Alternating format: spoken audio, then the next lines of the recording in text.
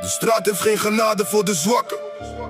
5 jaar oud en de wereld werd al zwart. Geen weg terug, alleen maar harder worden. Dit is mijn leven, dit is mijn verhaal.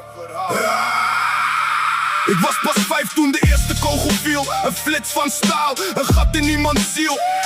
De onschuld stierf daar op die grijze stoep. Geen kindermeisje, maar de stem van de troep. Op mijn 13e stond ik voor de rechterlijke macht.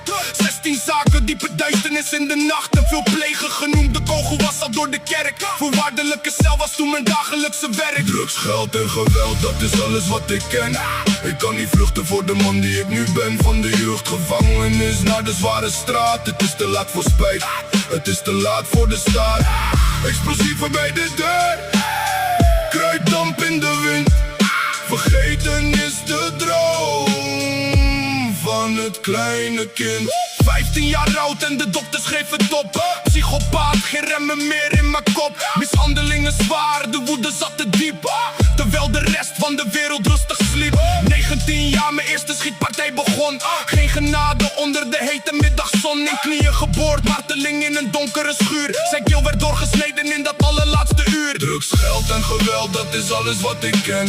Ik kan niet vluchten voor de man die ik nu ben. Van de jeugdgevangenis naar de zware straat. Het is te laat voor spijt, het is te laat voor de staat. Explosieven bij de deur, kruiddamp in de wind.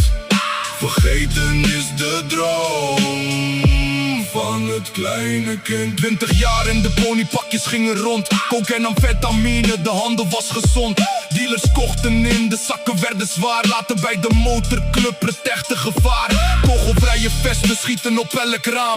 Explosieven op de gevel, niemand noemt mijn naam. Wietkwekerijen verborgen in het duister. Jaren in de cel, niemand die naar me luistert.